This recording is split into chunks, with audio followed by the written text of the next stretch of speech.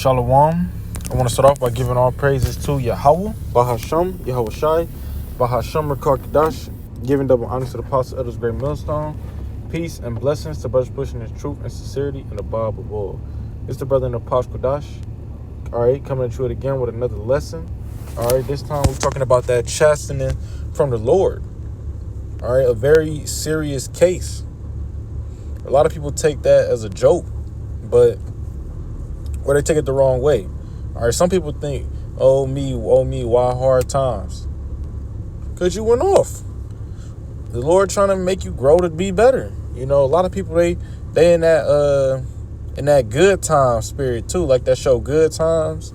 You know, they that's the spirit Esau wants you to be in. You know, when you all fucked up, you know, just smile. No, you're supposed to cry out to the Lord so you can be out of that fucked up time. You know, while we living in these ghettos and these slums, we not supposed to be like, you know what? I'm okay with this. No, the Lord wants you to complain. The Lord don't want us in the fucking ghettos and slums. The Lord hate having us live like this. Now, of course, you know, be thankful you got a place to stay. You know, be thankful. You know, I'm not saying just like, oh, I could be better than this. No, I'm not saying that. What I'm saying is you got to be in your mindset like, bro, I'm a king. All right, I ain't supposed to be living like this. How do I get out of this? You know, we not peasants. We kings of the earth, kings and princesses of the earth.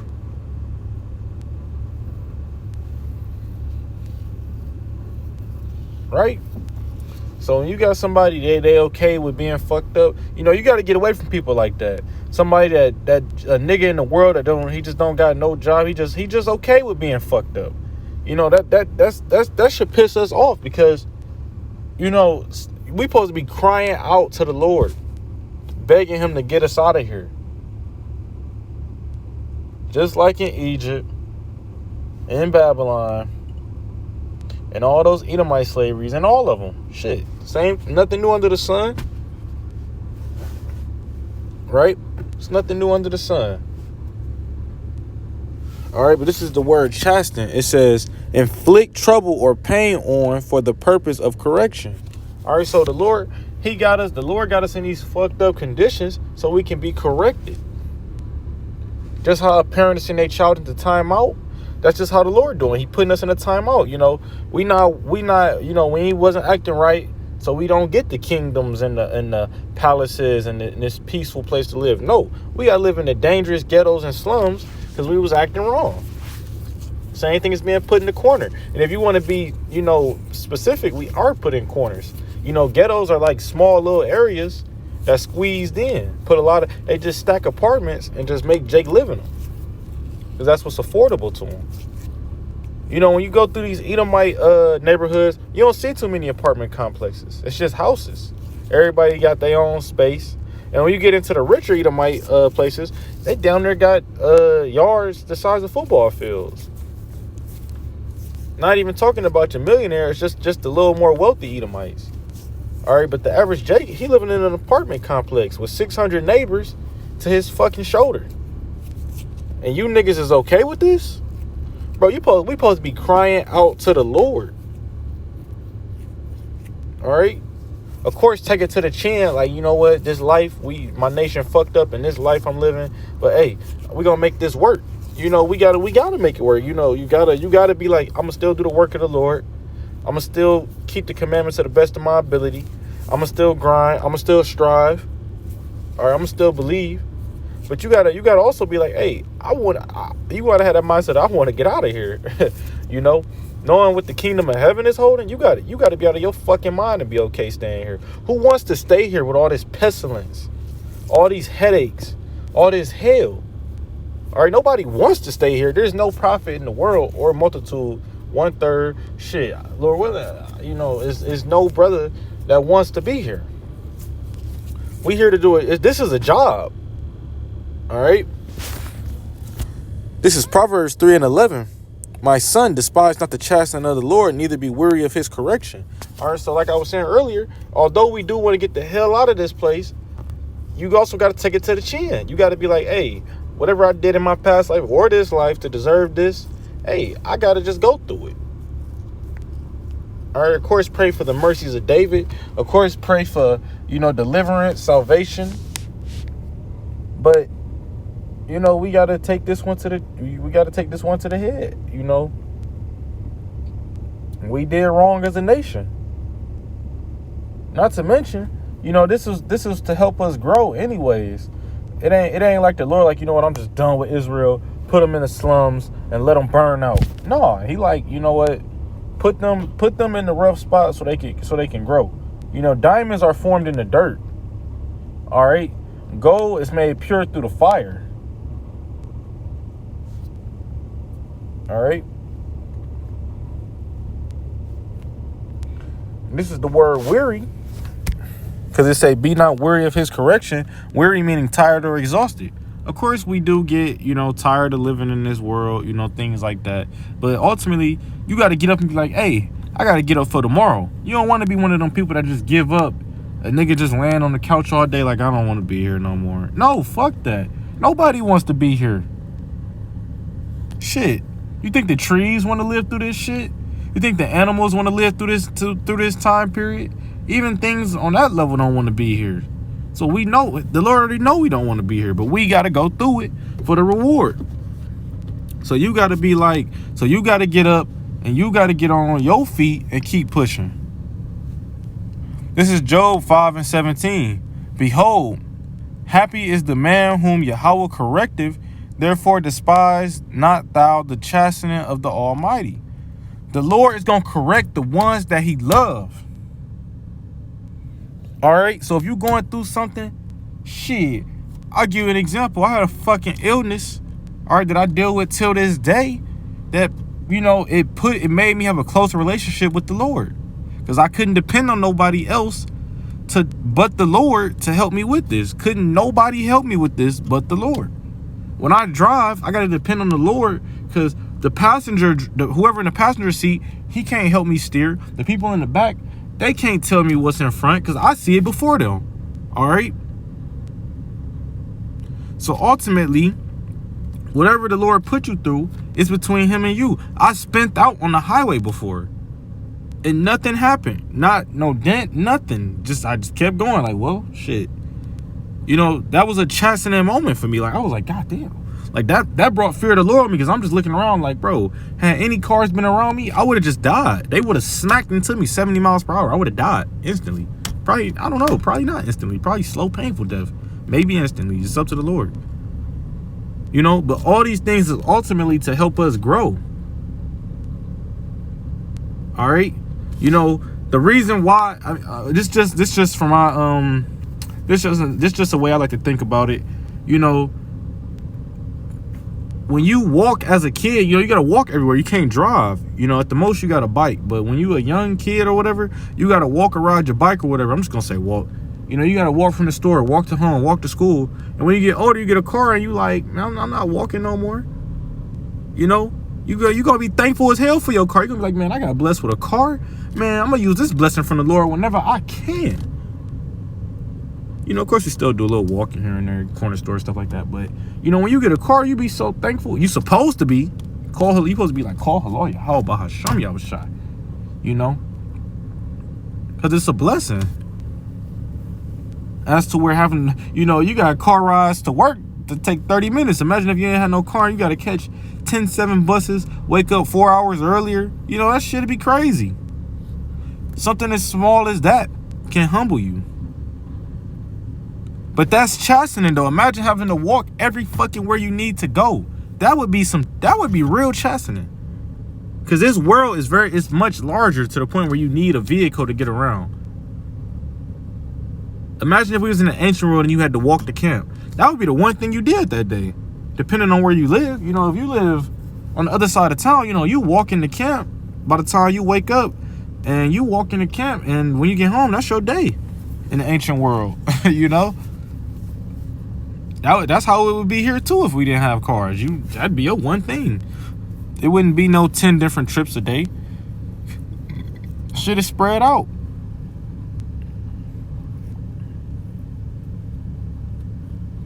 This is Psalms 94:12. Blessed is the man whom thou chastenest, O Lord, and teachest him out of thy law. All right, so you're blessed if the Lord chastening you. Okay, of course, in the moment, you be like, man, fuck. But you got to keep going yourself. Like, you know what? It's just like a workout. The truth is like a workout. Yeah, it's going to fucking hurt while you doing it. That's how you know it's working. It's called a workout. You're working out your muscles. Same thing with the truth. The truth's not going to be pecans and strawberries every time. You know, this shit come with, you know, you got prophets that's been heartbroken to the point where it's just really devastating. Prophets that lost everything.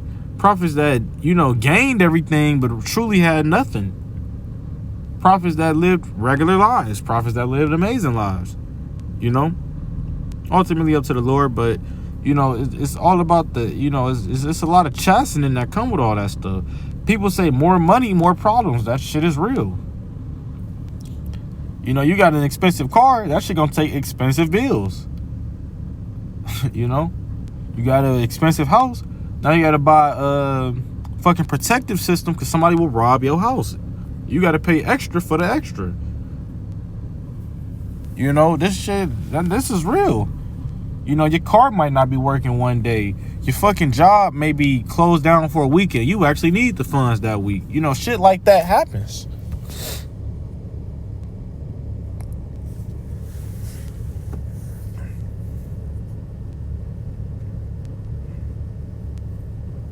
This is Revelations 3:19. As many as I love, I rebuke and chasten. Be zealous, therefore, and repent. The word zeal, that's the root word for zealous. Passionate, adore in pursuit of an object or course of action.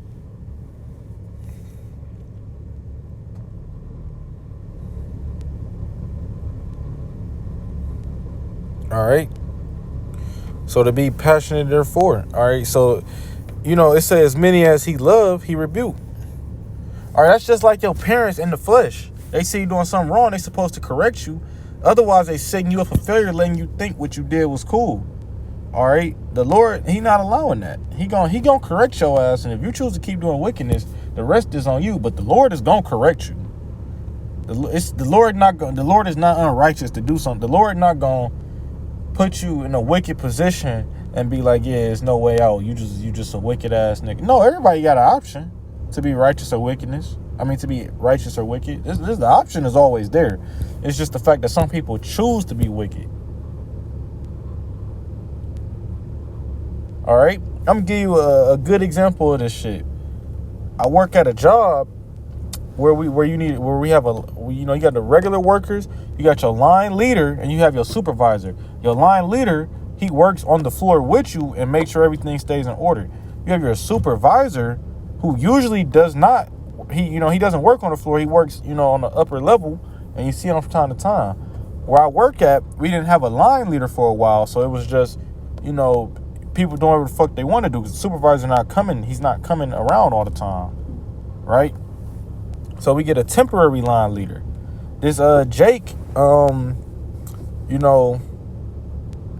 first we had a different line leader. This Edomite lady, she was cool, I guess. Edomite, how they are. I mean, for the most part, she was chill though. She wasn't like on no, crazy. I mean, she's an Edomite woman, so we wasn't really listening to her anyways, to be honest. Not to say it like that, but we wasn't. She wasn't in charge or like that. She missed a week of work, and they put this Jake. We would always complain about how this Edomite woman, how she be doing this bullshit, how she run the line, and we'd be like, man, we're gonna do what we want to do. This Jake, who always complained with us, like, man, fuck her. We gonna do it like this. He get a little bit of power. This nigga goes crazy. All right, this nigga rules with an iron fist, telling us we gotta do this, we gotta do that, we gotta do this, we gotta do that. He just running shit like fucking wild, like he was the actual boss or something. He was just a stand-in, And the thing about it was, he wasn't even helping. He was making shit worse. He got another Israelite fired, called the supervisor. Supervisor never come around. So that shows you a lot of Jakes, they choose wickedness. They don't care. This is a nigga that was, when he was on our level, he was complaining with us just like us. Like, man, we don't like working like this. These conditions is fucked up. He get into power. to a point where he could help us all out. Like, yeah, you know, y'all, this, and that, what we've been complaining about, I can help now. This nigga get into power and just completely flip the script. And now we complaining about this nigga. Like, what the fuck? You worse than an Edomite woman. You know, these Israelites, that's just an example of something recently I went through. But these Israelites, they choose wickedness. That's wicked to oppress your brother. This nigga, a nigga oppressed a nigga harder than the fucking Edomite. You know, not the diverse, but man, that shit is crazy. Jake is some shit, ain't they?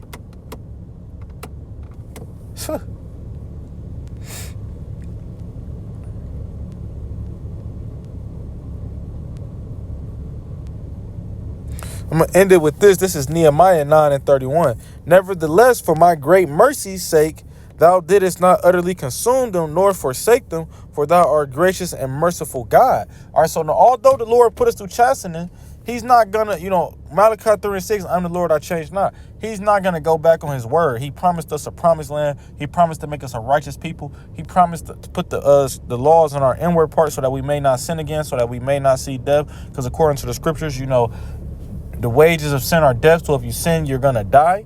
All right. He promised to put the laws in our inward parts so that way we would never sin. Right? These are the things that he promised so that, you know, he wouldn't have to destroy us as a nation. See, you got Esau. He didn't get those promises to Esau. So Esau's going to be wiped out. You know, Esau's like a puzzle piece. All right. He's like an extra puzzle piece. He don't really fit nowhere. He's here right now to bring chaos. That's what he does. He destroys. He's the bad guy. We're gonna wipe him out, and the movie's gonna be over. He's not gonna be existing anymore. All right. But the Lord, he gonna make sure the Israelites is straight. He gonna make sure we good. You know, we ain't gonna be sinning no more. We ain't gonna see no more hard times. We just got to go through these hard times now to get it over with. You know, we got to learn our lessons. You know what I mean? We got to see life from both point of views. We don't. You know what I mean? It's just how the Lord is. He wants us to have the full experience. So we're going to appreciate the hell out of the kingdom, you know. But hey, I hope this was edifying. I want to give all praises to Yahweh, Bahashem, Yahweh Shai, Bahashem, Rekakadash, giving double honor to the apostle, Elders, Great Millstone. Peace and blessings to the brothers pushing his truth and sincerity and a Bible bull.